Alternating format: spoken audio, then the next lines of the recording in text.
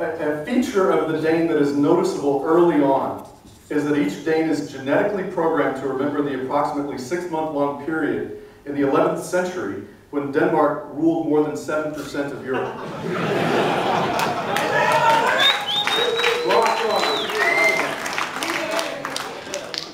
Every Dane exudes a calm confidence in his own spiritual, intellectual, and physical strength.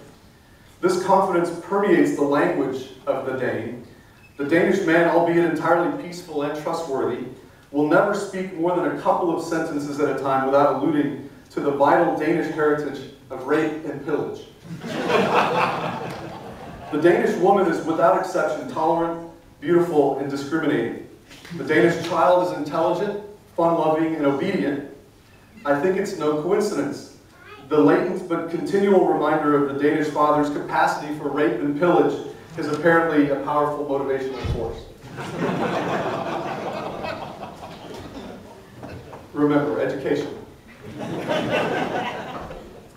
A hallmark of Danish culture is the pursuit of intellectual stimulation and advancement. And that's why we're here. That's why I come every year. From the Danes, the world is recipient of the wonderful gifts of queuing theory from Anna Erland and of quantum mechanics from Niels Bohr.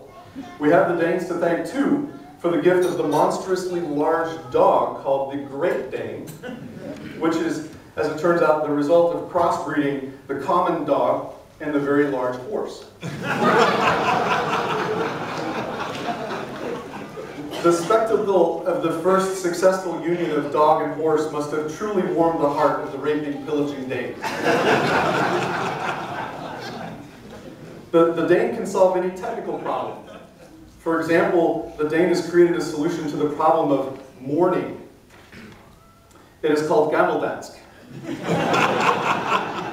The problem of night, which spans the 20-hour time segment between 3 p.m. and 11 a.m., is solved by the continuous application of other beverages such as bourbon, scotch, and which, as it turns out, is just a shockingly bad mispronunciation of the word beer.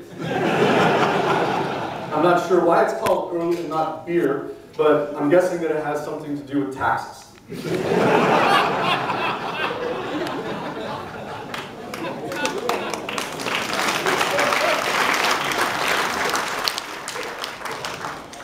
Visitors must normally respect the laws of the lands through which they pass. In Denmark, however, it's no use to even try. Danish law is much too complicated for us to even guess about. In Denmark, it is apparently legal to drive a car for hot dogs at 2 a.m. after consuming a liter of 42-year-old scotch, but it is strictly prohibited to name one's son Christopher or... Drinking is, in fact, if you haven't noticed, drinking is inextricably woven into every aspect of Danish culture.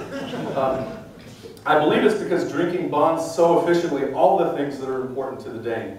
The very punctuation of drinking in Denmark is the raising of the glass to the unified toast of skål, which means literally skull.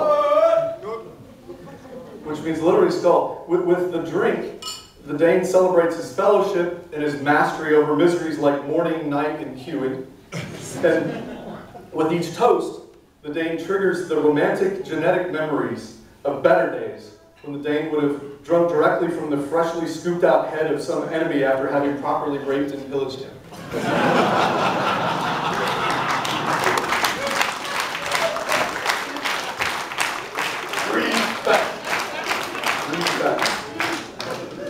I will conclude now with more reading.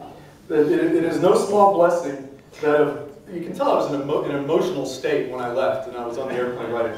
It is no small blessing that of all the beautiful children born unto the nation of Denmark, slightly more than 50% will grow up to become tolerant, beautiful, and discriminating Danish women.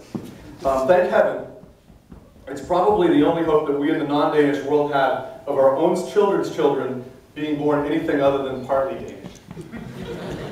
And that is all. Thank you very much. I will hand the mic to Mark.